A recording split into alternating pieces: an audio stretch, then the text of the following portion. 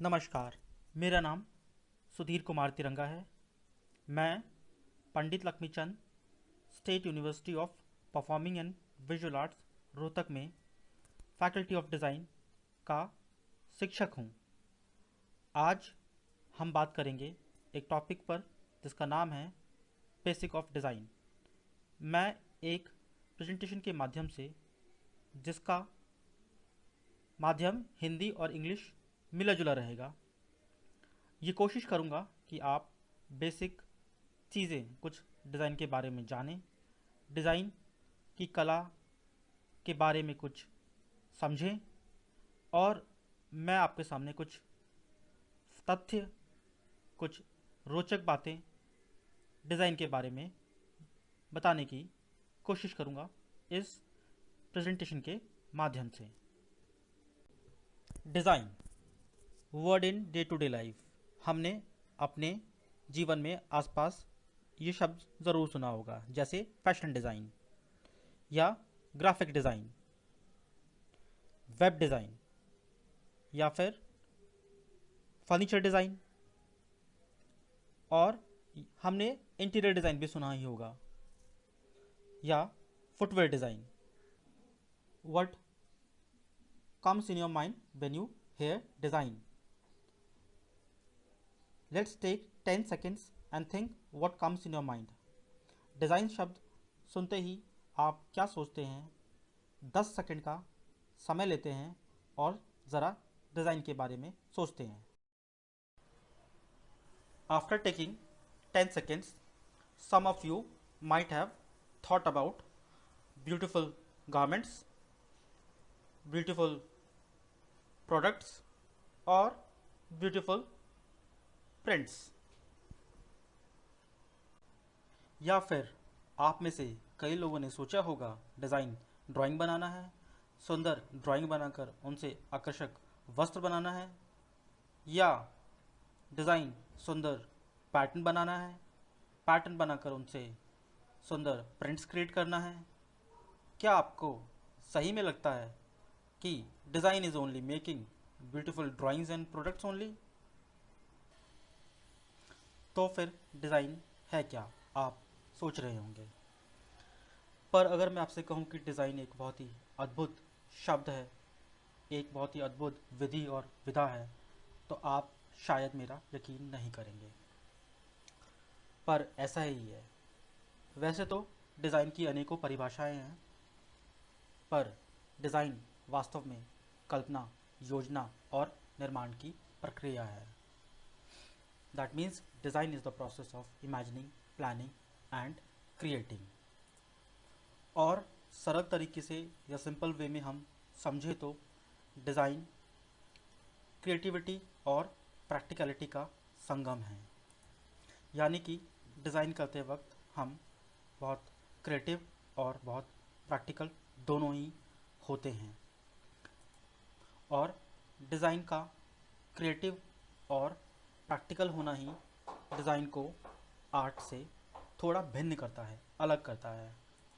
क्योंकि जहाँ आप आर्ट में क्रिएटिव हो सकते हैं, बहुत इमेजिनेटिव हो सकते हैं, पर शायद आपको प्रैक्टिकल होना बहुत ज़रूरी नहीं होता।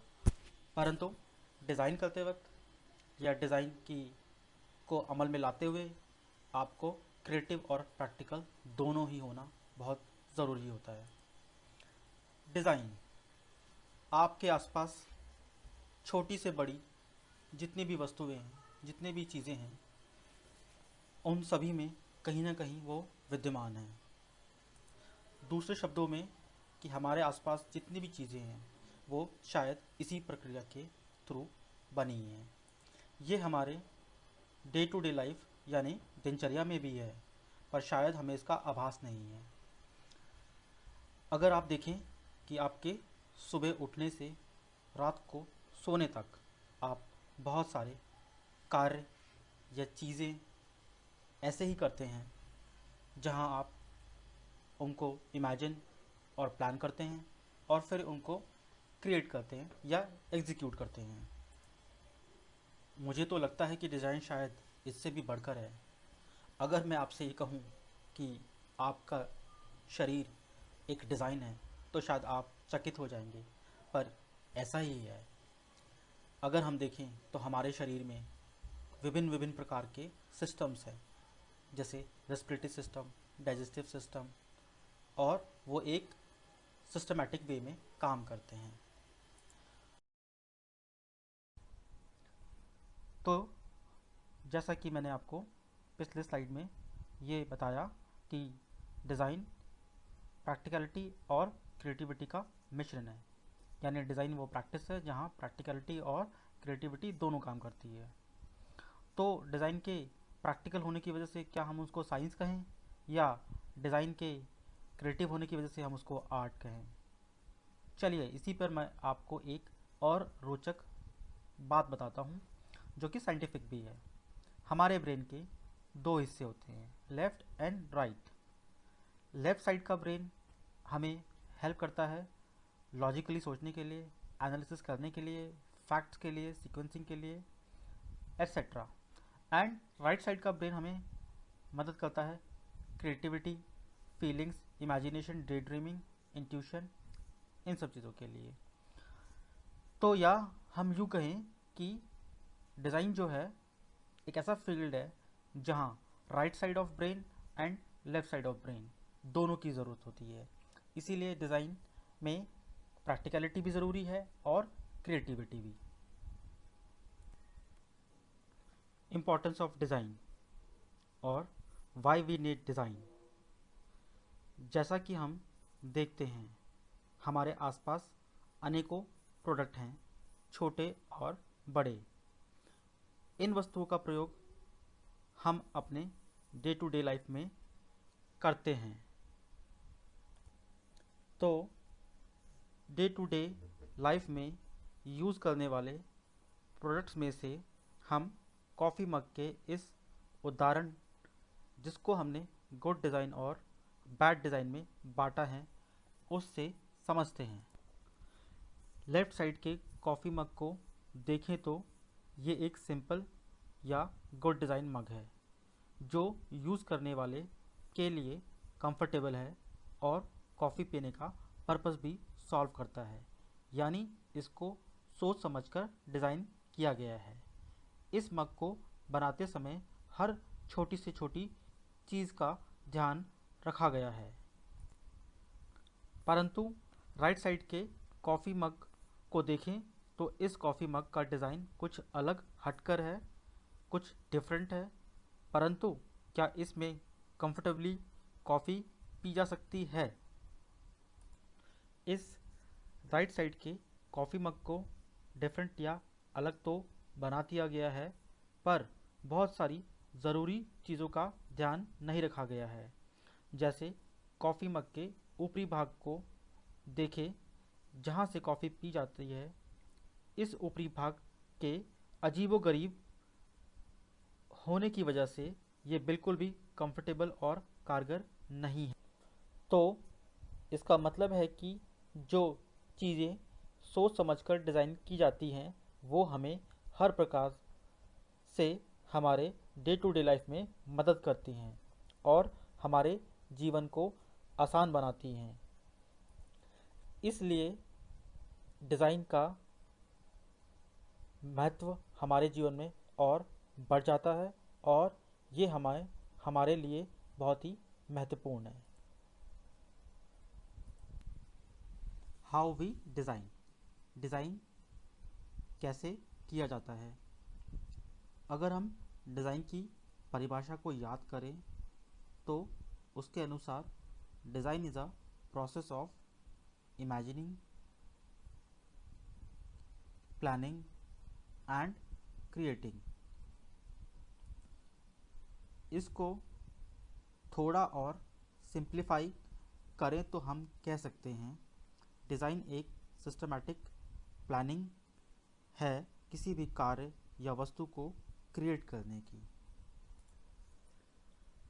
हमने जैसे कहा कि डिज़ाइन एक सिस्टमैटिक प्लानिंग है, तो उसके कुछ स्टेप्स भी हैं। सबसे पहले अपने एनवायरनमेंट को समझना, वहाँ की ज़रूरत को समझना, वहाँ की इच्छाओं को समझना।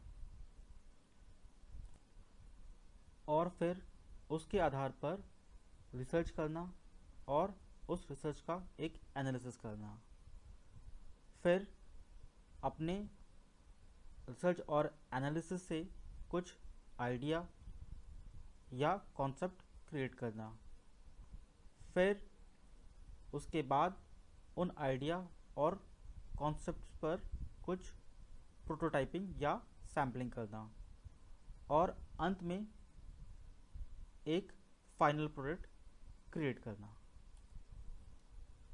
एक उदाहरण से हम इसको समझते हैं। जैसा कि आज के प्रेजेंट सिचुएशन में कोविड-19 या कोरोना वायरस के कारण अपने को संक्रमण से बचाने के लिए हम मास्क का उपयोग कर रहे हैं। ज़्यादा देर तक मास्क पहनना कंफर्टेबल नहीं होता, तो इस प्रकार के मास्क की ज़रूरत है जो पहनने में ज़्यादा कंफर्टेबल हों। तो ये हमारे प्रेजेंट इन्वायरमेंट या सिचुएशन के अनुसार हमारी इच्छा है कि हमें एक ज़्यादा कंफर्टेबल मास्क चाहिए। ये डिज़ाइन की प्रक्रिया का पहला स्टेप है। दूसरे स्टेप में हम रिसर्च करेंगे और इन्फॉर्मेशन कलेक्ट करेंगे कि वर्तमान में किस किस प्रकार के मास्क अवेलेबल हैं, मास्क का यूज़र कौन है, यानी कि उन्हें यूज़ करने वाले कौन हैं, बच्चे, बूढ़े, जवान, मेल, फीमेल इत्यादि।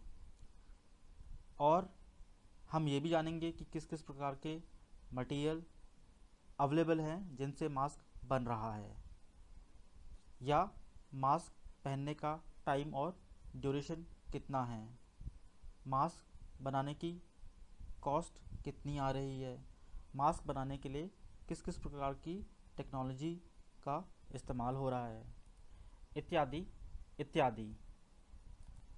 तीसरे स्टेप में हम कलेक्ट किए गए इन्फॉर्मेशन या डाटा को एनालाइज करके उस पर आधारित अपने कुछ आइडिया और कॉन्सेप्ट क्रिएट करेंगे। चौथे स्टेप में फिर हम उन आइडिया और कॉन्सेप्ट से कुछ प्रोटोटाइप या सैम्पलिंग डेवलप करेंगे, अलग अलग प्रकार के मटेरियल्स पर, अलग अलग तरह के डिज़ाइंस पर, फॉर्म्स पर, डिज़ाइंस पर, और अंत में हम एक ऐसा मास्क बनाएंगे जो कि हमारा फाइनल प्रोडक्ट होगा, जो आप देख रहे होंगे पिक्चर में कि वो किस तरह से इसको पहना जा रहा है या प्रयोग किया जा रहा है। तो इस प्रकार इन स्टेप्स को पूरा करते हुए हम एक ऐसे मास्क को बनाने की कोशिश करेंगे जो हमारे को पहनने में ज़्यादा कंफर्टेबल हो, जिसको हम ज़्यादा देर तक पहन सकें। तो ये एक उदाहरण के तौर पर हमने समझा कि इस प्रक्रिया या इन चरणों से हम डिज़ाइन क्रिएट करते हैं। और भी कई उदाहरण हो सकते हैं, जैसे कि बच्चों को अभी जो मास्क मिल रहे हैं वो बहुत पसंद ना आए, वो उन्हें ज़्यादा देर तक ना पहने, तो ऐसा क्या किया जाए कि बच्चे मास्क खुशी खुशी पहने और ज़्यादा लंबे समय तक पहन सकें। या फिर मास्क को कैसे हम एक फैशन एसेसरी की तरफ ले जाएं, ये भी हो सकता है, क्योंकि अभी कुछ लंबे समय तक हमें शायद इसका इस्तेमाल करना हो। डिज़ाइन को स्टेप बाय स्टेप करने की प्रक्रिया में जब हम आइडिया और कॉन्सेप्ट पर पहुंचते हैं, तब हमें ज़रूरत होती है उन आइडिया या कॉन्सेप्ट्स को ड्रॉ करने की या दर्शाने की। आइडिया और कॉन्सेप्ट ड्रॉ या क्रिएट करने के लिए हमें कुछ एलिमेंट्स की ज़रूरत होती है, जिनको हम डिज़ाइन एलिमेंट्स कहते हैं, जो हमें ड्रॉ या रिप्रेजेंट करने में मदद करते हैं। पॉइंट या डॉट, और अगर हिंदी में कहें तो बिंदु, एलिमेंट ऑफ डिज़ाइन का सबसे बेसिक और पहला एलिमेंट या तत्व है। ऐसा माना जाता है कि ब्रह्मांड की शुरुआत एक हार्ड डेंस पॉइंट से हुई है। ब्रह्मांड के रचना की सबसे प्रचलित थ्योरी में से एक बिग बैंग थ्योरी है, जिसके अनुसार ब्रह्मांड एक सूक्ष्म बिंदु के विस्फोट होने के कारण बना है और उसके बाद मैटर, टाइम, एनर्जी और स्पेस क्रिएट हुआ है। जीवन की शुरुआत भी एक बीज से ही होती है। विजुअल या डिज़ाइन के संदर्भ में बोले तो किसी भी स्पेस में पॉइंट एक एग्जिस्टेंस का प्रतीक है। किसी भी ड्राइंग को बनाने के लिए जब हम पेन या पेंसिल को एक पेपर पर रखते हैं तो सबसे पहले पॉइंट या बिंदु बनता है। ये बिंदु हमें एक ब्लैंक स्पेस में होने का एहसास दिलाता है। Properties and characteristics. पॉइंट या बिंदु डायरेक्शनलेस होता है, यानी कि उसकी कोई दिशा नहीं होती, और ये स्टैटिक भी होता है, यानी ये स्थिर होता है। पॉइंट डायमेंशनलेस भी होता है, अर्थात उसकी ना तो कोई लंबाई होती है, ना चौड़ाई होती है, ना ही उसकी कोई गहराई या हाइट होती है, और ना ही उसका कोई रेडियस होता है। और अगर हम सिंपल शब्दों में कहें तो कोई भी आइडिया या कॉन्सेप्ट क्रिएट पॉइंट या बिंदु के बिना नहीं होता। हर आइडिया और कॉन्सेप्ट की शुरुआत एक बिंदु से ही होती है। लाइन या रेखा। लाइन डिज़ाइन एलिमेंट का दूसरा तत्व है। लाइन एक चेन या श्रृंखला है कई सारे बिंदुओं की, जो कि एक दूसरे के बहुत करीब हैं। या फिर लाइन क्रिएट होती है लगातार बिंदुओं के मूव होने से। एक महान आर्टिस्ट ने लाइन के बारे में कहा है, a line is a dot that went for a walk, और उनका नाम है पॉल क्ली। Properties and characteristics. गुण या विशेषता। Line is a one dimension entity, यानी लाइन की सिर्फ लंबाई होती है और कुछ नहीं। लाइन में मूवमेंट या गति होती है। लाइन की दिशा भी होती है। अगर ऊपर ड्रॉ की गई इन दोनों लाइनों को ध्यान से देखें तो हमारी आइज़ या तो लेफ़्ट से राइट या राइट से लेफ़्ट की तरफ मूव कर रही होंगी। लाइन मेनली दो प्रकार के होते हैं, यानी कि लाइन के दो टाइप होते हैं, स्ट्रेट लाइन या कर्व लाइन, और बाकी सब उनके वेरिएशंस हैं। स्ट्रेट लाइन जैसे कि horizontal lines, vertical lines, diagonal lines, broken lines और जिगजैग लाइन। कर्व लाइंस यानी कि wavy line, spiral line etcetera. Line एक बहुत ही इम्पॉर्टेंट डिज़ाइन एलिमेंट है, जिसकी मदद से हम अपने डिज़ाइन आइडियाज़ या कॉन्सेप्ट्स को क्रिएट करते हैं या दर्शाते हैं। लाइन से ही हम उनकी कुछ रूपरेखा क्रिएट करते हैं, जैसे कि एक शेप, और उस शेप के अंदर फिर हम कुछ टेक्सचर्स क्रिएट करते हैं, और या फिर कुछ टोनल वैराइटीज़ जो कि अलग अलग प्रकार के इफ़ेक्ट्स देने के लिए यूज़ होती हैं। तो लाइन ही डिज़ाइन आइडियाज़ या कॉन्सेप्ट्स को रूप देने का सबसे उपयोगी और ज़रूरी माध्यम है। Shape. Shape is a two dimensional closed figure. Hindi में कहें तो आकार दो आयामी बंद आकृति है। लाइन एक ही डायरेक्शन में मूव ना करे और दूसरी डायरेक्शन में मूव करते हुए वापस अपने स्टार्टिंग पॉइंट पर मिल जाए, तब एक बंद आकृति का निर्माण करती है, जिसे हम शेप कहते हैं। Properties of shape. It has length and width, यानी शेप की लंबाई और चौड़ाई दोनों होती है। इट हैज़ सरफेस, यानी कि शेप का सरफेस या एरिया होता है। It has direction and position, यानी कि शेप की दिशा और स्थान दोनों होते हैं। Types of shapes, there are two types of shape, geometric shapes and organic shapes. Geometric shapes यानी डिफाइंड शेप्स, जैसे square, circle, triangle and rectangle. Organic shapes, या जिनको हम नेचुरल शेप्स भी कहते हैं, या फ्री फ्लोइंग शेप्स, जो कि फूल, पेड़, पत्ते आदि होते हैं, जो नेचर द्वारा क्रिएट किए जाते हैं और नेचर में विद्यमान हैं। शेप डिज़ाइन एलिमेंट का तीसरा इम्पॉर्टेंट एलिमेंट है। शेप से ही किसी भी प्रोडक्ट या वस्तु के बेसिक स्ट्रक्चर यानी ढांचे को हम ड्रॉ या रिप्रेजेंट करते हैं। आपको एक रोचक बात बताता हूँ शेप के विषय में। शेप के कारण ही रंगों का आयाम बदलता है। जैसे लाल रंग खतरे या अलर्ट का चिन्ह है।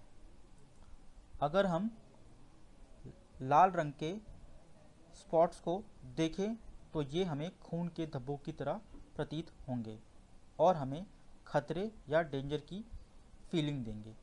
परंतु यही लाल रंग जब हम फूलों में देखते हैं तब हमें ये कोमल और स्नेह का एहसास देते हैं। तो इस प्रकार शेप एक बहुत ही डिफाइनिंग रोल प्ले करते हैं।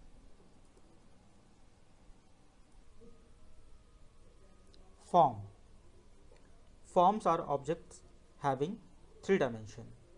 वह वस्तु जिसका आकार त्रिआयामी हो उसे फॉर्म कहते हैं। हमारे आसपास लगभग हर वस्तु फॉर्म ही है, जैसे कि पेड़ पौधे, पशु पक्षी, बिल्डिंग्स, फर्नीचर या वाहन इत्यादि।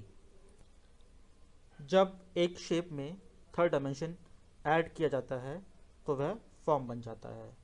फॉर एग्जांपल, एक स्क्वायर शेप में लेंथ एंड ब्रेथ होती है, उसमें अगर हाइट ऐड कर दें तो वह क्यूब बन जाएगा, जो कि एक फॉर्म है। Properties of form, it has length, width and depth और हाइट।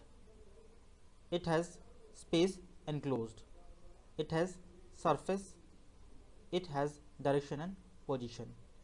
यानी कि फॉर्म्स में लंबाई, चौड़ाई और ऊंचाई या गहराई होती है। फॉर्म्स में एक सरफेस या सतह होती है। फॉर्म की एक दिशा और स्थान भी होता है और फॉर्म अपने आप में एक स्पेस को संगलित भी करता है। फॉर्म में मास और वॉल्यूम भी होता है। फॉर्म के कुछ एग्जाम्पल्स हैं cube, cuboid, cylinder, pyramid and sphere. इन्हीं फॉर्म में से ज़्यादातर वस्तुओं का फॉर्म जनरेट किया जाता है, या हम यूं भी कह सकते हैं कि हमारे आसपास जितने भी ऑब्जेक्ट्स या प्रोडक्ट्स मैन मेड मौजूद हैं वो इन्हीं बेसिक ज्योमेट्रिक फॉर्म से डिराइव किए हुए हैं अधिकतर। Colour, colour is a reflection of light which we can see through naked eyes. रंग प्रकाश का एक प्रतिबिंब है जिसे हम नग्न आँखों के माध्यम से देख सकते हैं। हमें कोई कलर ब्लू क्यों दिखता है, इसे समझने के लिए हम अपने लेफ्ट साइड के डायग्राम को या चित्र को देखते हैं। जब एक वाइट लाइट या सनलाइट किसी सरफेस पर गिरती है तब वो सरफेस बाकी सारे रंगों को तो अपने में सोख लेता है और सिर्फ ब्लू लाइट को या ब्लू कलर को रिफ्लेक्ट कर देता है, और उसी रिफ्लेक्शन की वजह से हमें वो सरफेस ब्लू दिखाई देता है। People are physically, psychologically and socially influenced by colour. लोग शारीरिक, मनोवैज्ञानिक और सामाजिक रूप से रंग से प्रभावित होते हैं। कलर के आयाम भिन्न भिन्न प्रकार से हैं और ये अलग अलग कल्चर्स में अलग अलग तरह से इनको देखा जाता है। जैसे कि वेस्टर्न कल्चर में विवाह और शादी के मौके पर वो सफ़ेद रंग पहनते हैं, और ईस्टर्न कल्चर में, जैसे कि हमारे कल्चर में, इंडियन कल्चर में, हम किसी की मृत्यु पर सफ़ेद रंग का इस्तेमाल करते हैं। रंग हमारे मूडों को भी प्रभावित करते हैं हमारे, जैसे कि कुछ कलर्स को देखकर हमें वार्म फीलिंग आती है और कुछ कलर्स को देखकर हमें रिफ्रेशिंग या कूल फीलिंग आती है, जैसे कि ब्लू, ग्रीन। कलर हमारे एनवायरनमेंट में हर चीज़ में हैं, पेड़ पौधे, कपड़े, बिल्डिंग, यहाँ तक कि मोटर कार और खाने की वस्तुओं में भी। कलर व्हील, आपके राइट साइड में एक डायग्राम है जिसे हम कलर व्हील कहते हैं। एक कलर का सर्कल है जो रेड, येलो और ब्लू पर आधारित है। सर इसाक न्यूटन ने पहला सर्कुलर कलर डायग्राम सन 1665 में डेवलप किया था। तब से अलग अलग साइंटिस्ट और आर्टिस्ट ने कलर का अध्ययन करके कई प्रकार के वेरिएशन क्रिएट किए हैं कलर को समझने के लिए। प्राइमरी कलर्स, सेकेंडरी कलर्स और टर्शरी कलर। प्राइमरी कलर हैं रेड, ब्लू और येलो। ट्रेडिशनल कलर थ्योरी में ये तीनों पिगमेंटेड कलर्स किसी भी कलर को मिक्स करके नहीं बनाए जा सकते, परंतु कलर व्हील के बाकी सारे कलर इन तीनों कलर्स को मिक्स करके ही बनाए जाते हैं। रेड कलर है फायर और ब्लड का, जिसका संबंध ऊर्जा, खतरे, साहस, जुनून, इच्छा और प्यार से है। ब्लू कलर है स्काई और सी का, इसका संबंध शांति, आराम, विश्वास, निष्ठा, बुद्धिमत्ता, आत्मविश्वास, स्थिरता और गहराई से है। येलो कलर जो है सूर्य का रंग, चमकीला पीला कलर ध्यान आकर्षित करता है। पीला कलर खुशी, ज्ञान, बौद्धिक ऊर्जा से जुड़ा हुआ है। सेकेंडरी कलर्स हैं ग्रीन, ऑरेंज और पर्पल। सेकेंडरी कलर दो प्राइमरी कलर्स को मिक्स करके बनाए जाते हैं, जैसे रेड प्लस येलो मिक्स करने से ऑरेंज बनता है, येलो प्लस ब्लू को मिक्स करने से ग्रीन बनता है, ब्लू और रेड को मिक्स करने से पर्पल बनता है। टर्शरी कलर वो कलर्स होते हैं जो एक प्राइमरी कलर और एक सेकेंडरी कलर को मिक्स करके बनाए जाते हैं। कलर एक अति आवश्यक डिज़ाइन एलिमेंट है जिसका उपयोग करके किसी भी क्रिएशन को एक आकर्षक आयाम दिया जाता है। कलर शायद डिज़ाइन एलिमेंट में सबसे ज़्यादा प्रभावित करने वाला एलिमेंट है। Texture is the surface quality और फील ऑफ अ सरफेस, यानी सतह की गुणवत्ता या सतह का एहसास ही टेक्सचर है, जैसे खुरदरा, नरम, कोमल और चिकना इत्यादि। टेक्सचर दो प्रकार के होते हैं, टेक्टाइल टेक्सचर और विजुअल टेक्सचर। टेक्टाइल टेक्सचर वो टेक्सचर होते हैं जिनको छू करके फील कर सकते हैं, जैसे किसी पत्ते का टेक्सचर, किसी पेड़ के तने का टेक्सचर, रस्सी का टेक्सचर या फिर किसी दीवार का टेक्सचर। विजुअल टेक्सचर वो टेक्सचर होते हैं जिनको हम केवल देखकर फील कर सकते हैं। ये सतह की बनावट का भ्रम यानी इल्यूजन होते हैं। डिज़ाइन एलिमेंट में टेक्सचर भी एक इम्पॉर्टेंट एलिमेंट है जो किसी भी वस्तु या ड्राइंग में आकर्षक आयाम जोड़ देता है, क्योंकि इसका सीधा जुड़ाव सतह से है जहां टच एक बड़ा रोल प्ले करता है।